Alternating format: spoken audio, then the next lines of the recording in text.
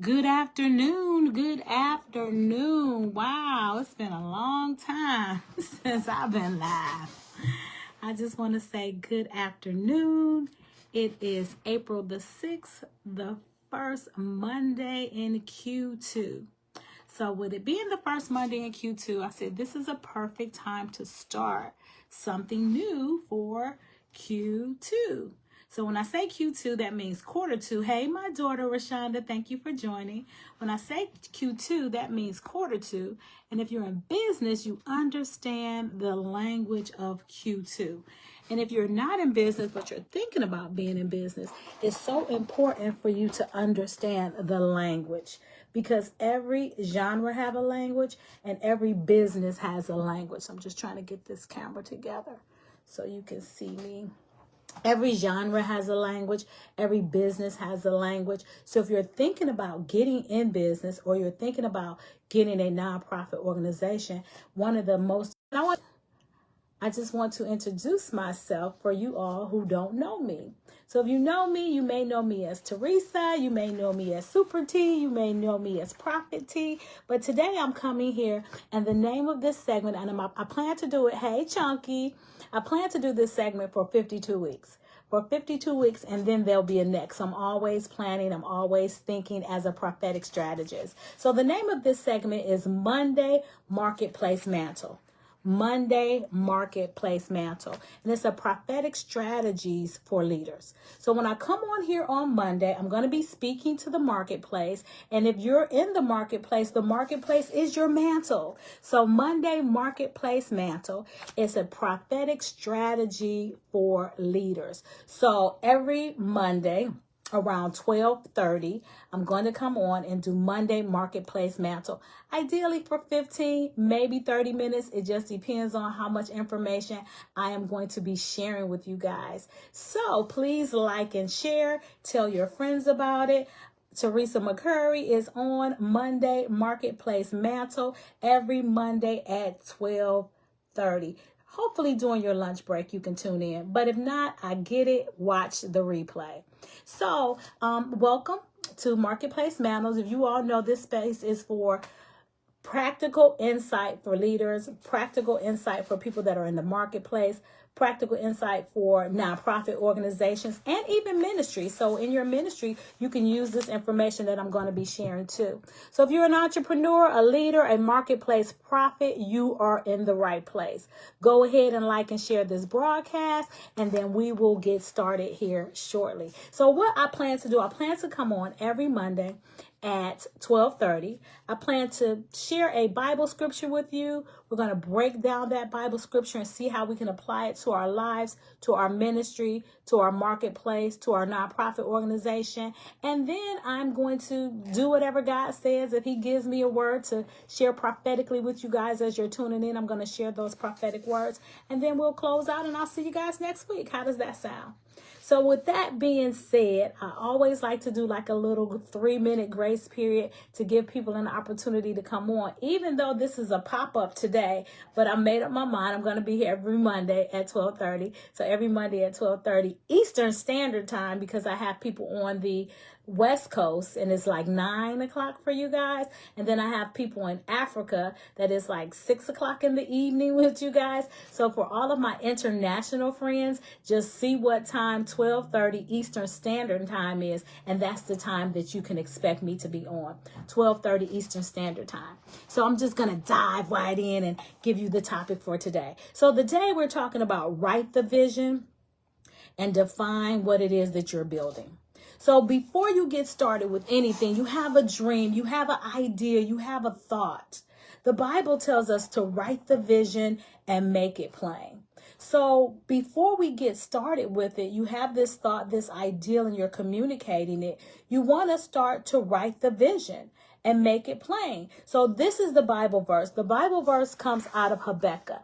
And Habakkuk 2:2 says, "Then the Lord answers and said, write the vision and make it plain on tablets, that they may run with it who read it. For the vision is set for an appointed time. That means it's an appointed time. If God is giving you a vision, it's an appointed time for that vision to come to pass. So just because you have a vision today doesn't mean you start doing it today. There should be some preparation time because God has to get your heart ready for what it is he has for you. He has to get the people's hearts ready who's going to be your anointed destiny helpers to help you do what it is that he has for you. So first things first, write the vision. So it says, write the vision and make it plain. For at the appointed time, it will speak. It will not lie. The vision will not lie. It will speak, meaning the vision will come to pass. And then the scripture says, though it tarries, wait on it. So it's not going to happen overnight. Though it tarries, tarries means take a minute. Wait on it because it shall surely come. It will not tarry. So at the appointed time, it will come because that's the appointed time that God had for the vision to speak. So today I want to talk about 3 points as it relates to the vision. I want to talk about defining your assignment, whether it's a business model or nonprofit mission statement. You want to put all of that in writing. The second thing I want to talk about is identifying your target audience and their desired outcome. Because sometimes we identify our target market, but we don't have a clear vision of what what it should look like if they're going to work with you. So if I'm identifying my target market, I need to know, okay, when you work with me, you should walk away with more clarity. When you work with me, you should walk away with a biblical foundation because I'm a faith-based organization. I'm a faith-based prophetic strategy. It's all in the name. I'm a prophetic strategist. So that means I'm hearing from heaven on your behalf. So what are the desired outcomes? You want to think about that. And the third thing you want to do is remove vague language, make it measurable and actionable. So those are the 3 things that hopefully we can talk about in the next 15 to 30 minutes as it relates to your business. So for you all tuning in, I am Teresa McCurry. I am a prophetic strategist, and the name of these sessions are Monday Marketplace Mantle and this prophetic strategies for leaders. So let's dive right in and talk about the first point. So the first point that I made was define your assignment, business model, or nonprofit mission in writing. Whatever it is that you're going to do, you need to have it in writing. If you're going to ask a bank for a loan, they're going to ask for your business plan. So your business plan is your mission in writing. So if you're going to ask funders to fund your organization as a nonprofit organization, they're going to ask for your boilerplate, or they're going to ask for information off of your boilerplate so you can submit it for the grant funding because you have to fill out all the paperwork. So I can't ask an investor in my business or a donor for my nonprofit to give me money if I haven't clearly articulated what it is that I'm going after. So first you want to define your assignment. What is my assignment? What is the business model? What is the nonprofit? And put that in writing. Start here because this is what people skip, the clarity. So when you start putting it in writing, you'll get the clarity that you need. So as you move forward, you have what you need to move forward and you're not backtracking, trying to figure out which way do I want to go. If it's not written, it's not established. Your assignment is not anything that you can't do. Your assignment is something that you can do. It is what you are called to do, is what you're supposed to focus on in this season. So when it comes to your assignment, it's like, this is what the Lord has assigned me to do for such a time as this. You must separate your calling from your capacity. Not just because you can do many things doesn't mean that you are in line with the things that you can do. Like me, I'm a hairstylist. I can do speaking engagements. I can help people publish books. It's so many things that I can do. But those are my giftings. My calling right now is to help people in ministry, marketplace, and in their marriage. So that's what my husband and I's calling is. That's what we're supposed to do right now. That's our assignment. So understand, there's a difference between your calling and your capacity and the things that you can do. Dive into some of the questions when you're thinking about what it is that I'm going to do for my assignment. What am I building right now and who is it for? So what are you building right now, and who is it for? My husband and I came together. We built New Beginnings Ministry. We worked there and did everything for 15 years. Last year, we turned it over. And then we also have a fellowship, New Beginnings Fellowship International. We're still working on that. We're still building that out. And we're believing that we're going to turn that over to another couple too. So we've always been McCurry Ministries International. So in being McCurry Ministries International, what does that look like? It has changed over the years. So God is constantly evolving, but the assignment is still the same. The assignment for my husband and I is to help people to get a new beginning. So if we're helping people get a new beginning, even in my real estate, I'm helping people get a new beginning. That's the foundation of my assignment. So there's different branches of my assignment. So you want to be clear on what it is that God is calling you to do. Clarify your model. How does this function day to day? Have a thought in your mind. How does my business model, how does my nonprofit organization, how does my ministry function from day to day? What needs to be done? Is it service-based? Is it educational-based? Is it product-based? Is it a combination of the two? So asking myself, is it service-based? Is it educational-based? Is it product-based? Or is it a combination? You have to know what it is that you're doing and how you want to be able to present yourself in the marketplace. How does it produce results, or how does it produce revenue? How does it produce results, or how does it produce revenue? So when I'm thinking about writing the vision and making it plain, sometimes the goal is results. So in our ministry, it wasn't revenue based, it was results based. So in New Beginnings Ministries, my husband and I, we asked ourselves, is the people that we're coming in contact to, are we impacting their life in such a way that we see change? Are we impacting their lives in such a way that we see growth? So that is what we were. How does it produce? Does it produce results, or does it produce revenue? Only you know that. Only you know that. So what is God calling you to do? Is he calling you to a ministry to produce results? Is he calling you to the marketplace to produce revenue? So you have to be crystal clear on what it is that you're producing. Because when it comes to starting a business, starting a ministry, and starting a nonprofit, everybody's goals and desires are different. Success looks different for everybody. So you have to define for yourself what success looks like for you. Make it practical. Write it down in one clear sentence. Who am I serving, and how am I serving them? Remove a lot of the Christianese out of it that sounds good but cannot be executed. Make it crystal clear what it is that you're doing. Make it crystal clear how you're writing that down. This is all still a part of defining the assignment. Amen. Write the sentence down, make it crystal clear. So when you read over it, it's something that you can share easily with someone else without a lot of Christianese. So if someone else was to read it, would they understand exactly what it is that you want to do? Because sometimes we can know in our mind what we want to do, and we write it down in a way that we understand it. But you should ask somebody else, read this mission statement, read this business plan. Does it make sense to you? And then have them to put question marks, or ask you more clarifying questions to get clarity on what it is that you're doing, so you can be crystal clear about it. And if you're asking for help, they can be crystal clear on providing the help that you need. Some of the key points to think about: if your team or audience cannot repeat what you do, the vision is still unclear. Wow.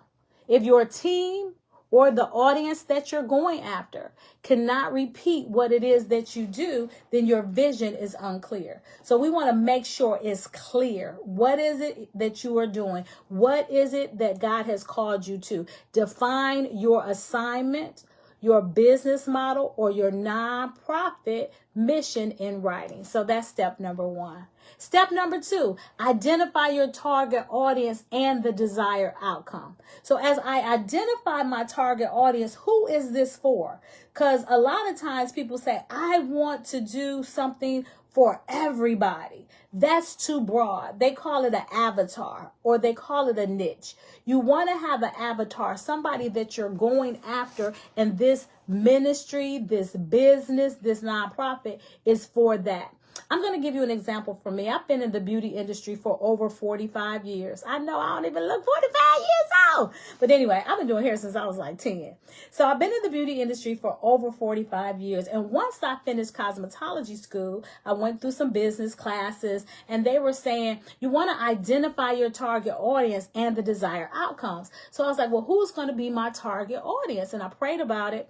And the Lord was like, okay, Christian women, professional Christian women. So that was my target audience. So even when I was in my 18 and 19, I wind up going to colleges, going to college parties, going to college events, because my thought was these college students are going to grow up and be professionals. They're going to be the professionals that I'm going after, who I want to have sit in my chair. So my target audience was always professional women. And there were certain things that professional women needed so my girlfriends, they was not my target audience, right? Because I was pricing my structure in a way that was going to be attractive to professional women, and my timing was what did it. So if you had an appointment at 3 o'clock, at 3:05, you was in my chair. At 4:30, you was out of the salon. So professional women value their time. So with professional women being my target market and me structuring my business model in a timely fashion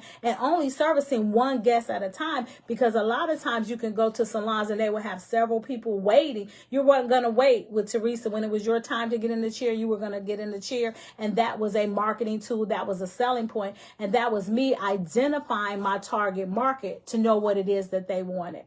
So you cannot serve everyone effectively. You just can't. It's impossible. So even let's take that example of the professional women. So the professional women was my target market. If her son came in for a haircut, would I give him a haircut because he was not my target market? Yes, of course I'm going to cut his hair because I'm a stylist and I can do the service. But in my target market scheme, he was considered an outlier. Right? So this is not my target market. So if her son wanted a haircut, he wasn't my target market, but he was an outlier, but I serviced him. If her auntie wanted a haircut and she was a homemaker, or she wanted a relax or a perm or whatever, yes, I would service her. She wasn't my target market, but she was an outlier. So in having a target market, you're building your business, your nonprofit, your ministry around this particular audience. And then when you speak to that particular audience, and they will hear what it is you're saying, because that is your target market. Now, when you have a target market, there's also called outliers. And outliers are not people that is in your demographics, in all the things that you wrote down as it relates to your target market, but you can still service the outliers as well. Hopefully, I am making sense. Clarify your audience, increase your authority. More specific you are, the more effective you become. The more specific you are who your audience is, the more effective you come. And generally, audience produce and generalities in audience doesn't get you the results that you're looking for. So you want to be specific. Who is my target market and what can they expect from me? To even dig deeper, you can keep them up. What keeps them up all night? What keeps your target market up at night? What decisions are they struggling to make?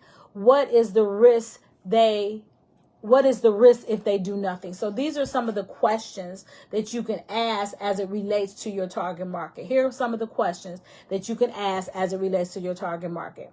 What keeps them up at night? And basically you want to solve that problem for them. What decisions are they struggling to make? What and how can you help them make those decisions? And last, what is the risk of them doing nothing? If I do nothing, there's a risk. They said to make a decision and to not make a decision, that's a decision. So what's the risk if I do nothing? And you want to provide a solution to their pain points. You want to provide a solution to whatever problems that they may be having. Then define your outcomes. What will change after they work with you? What will change after they become a part of your ministry? What will change after they have experienced your nonprofit organization? What will change? What results can you point to and measure? So you always want to have measurable results. And what does success look like for them? Remember earlier, I said success looks different for everybody. Your success and my success is different. Your definition of success and my definition of success is different. So you want to be clear on what is their definition of success and help them get to success as it relates to what they think success is. I had a conversation with somebody and I was saying, I know a young lady that goes to Africa and she does missions there and she works in like a little village and does things and be a blessing to the people. And that's her assignment. That's what God called her to do. And that's success for her. So it's not a dollar amount. It's her impacting the people in the village that God has called her to minister to.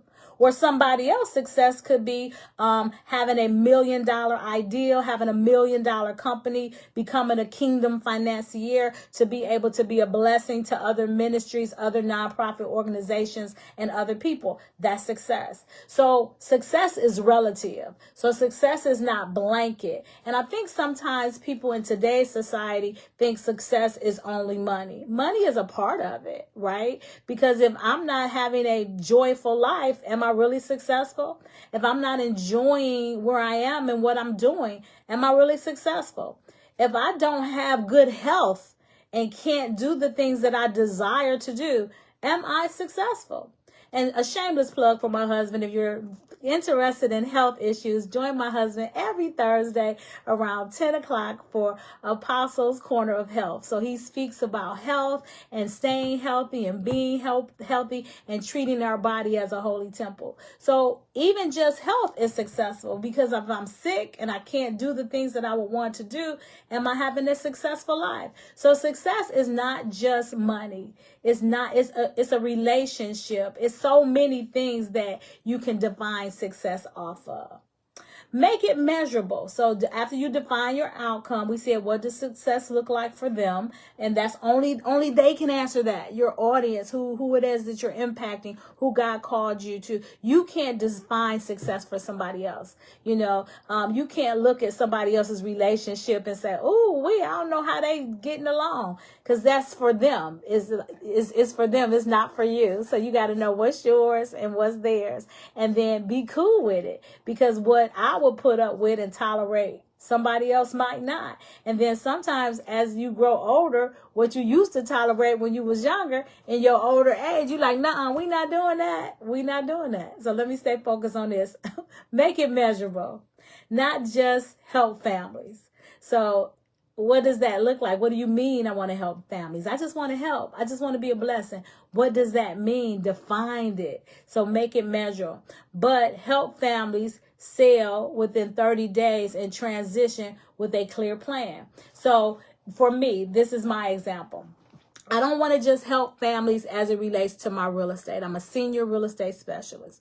And in being a senior real estate specialist, I don't want to just help families. What do you do? Help families. It's more than that. I want to come in with a clear outcome when I am helping my family. So I want to help families sell within 30 days, whether it's sell their house, whether it is purchase a new house, whether it's downsize, whatever it is that I'm doing with that family, I want to make it measurable. So I want to help families sell within 30 days and transition with a clear plan. And when they're transitioning with a clear plan, we have a clear exit strategy, a clear marketing strategy, a clear whatever that clear plan is. So when you're doing it, you want to make it measurable. And last but not least, and my time is going right on, I think it's going to be more like 30 minutes today instead of 15. But the last point is remove vague language. Make it measurable and actionable. So as I am writing the vision and making it plain and building it, I want to, number 3, remove vague language. Make it measurable and actionable. This is when the vision becomes a strategy. So first is your vision, write the vision, make it plain. But when I take out all the vague language and when I make it measurable and actionable, it comes into a strategy. Because sometimes it's just a wish. Remember, a wish is a vision without a plan. So what turns it from a wish to a vision? The plan. What turns it from a vision to a strategy? The measurable actionable steps. So what are measurable, actionable steps that you can apply to your vision? So vague visions produce inconsistent results. Clear language creates clear execution. If you cannot measure it, you cannot manage it. So you need to put metrics in to help you measure it so you can manage it. Outcomes communicate call out common mistakes. So call out common mistakes. I want to grow. Grow what? How much? By when? So these are examples of common mistakes that you make when you don't make it measurable and actionable. You say, I want to grow. The question is, you want to grow what? You want to grow by how much and when. So you want to make it measurable and actionable. Another comment, I want to help people. We already talked about that. How specifically do you want to help people? I want impact. What does impact look like in numbers and outcome? So even if you put the statements, I want impact, I want to help people, I want to grow in your mission vision statement, make sure you have something written down that will also make it measurable and actionable where you're going that next step, you're going deeper. Teach them to refine their language. So when you're working with someone, have them to replace general words with specific action items. So those are things that were going to help you when you're writing your vision, when you're making it plain. Add numbers, add timeline, add deliverables. So a quick example, I have a nonprofit organization called the MCS Fund. And the MCS Fund helps people with sickle cell anemia. We give them I'm having a brain fart, a scholarship to help pay their bills. So we don't actually give them money. They submit paperwork through their social worker. We help them to pay their bills. So with that, numbers and timelines for the deliverables are important. So when they give us a bill, we say we will respond to you in 7 to 10 days. So in 7 to 10 days, they can expect a response from a representative. And then we will make sure the bill is paid in the next 30 days. And once the bill is paid, we will give you a communication to let you know that it was taken care of. So that's an example of measurable, actionable things that are going on. So if you can adopt some of those things and put them into your business, that's just going to help you, whether it's your business, your ministry, or your marketplace. Examples of shift is to shift your mindset to help you put in the measurable, actionable tools is I want more clients. So what does that mean? What does more clients look like? To say I want more clients, if you get one client, that's one client more than you had, right? So you want to be clear on what it is that you're asking for. So instead of saying I want more clients, say I want to generate 15 qualifying leads in the next 30 days. And ideally, I want to convert those 15 qualifying leads into buying clients, into at least 3 buying clients in the next 30 days. So that makes it measurable and actionable. Am I making sense? Am I making sense? So I hope you guys are learning something today. My goal is to come on here for the next, it's 52 weeks in a year, or 52 weeks in a year. I'll be on here till this time next year. So I'm going to do it once a week and come in and give y'all some information. So if it's something that you would like me to cover, please DM me and tell me, talk about this, Prophet T, talk about that. And I would love to come on and talk about these things. So in closing, I want to bring it all together.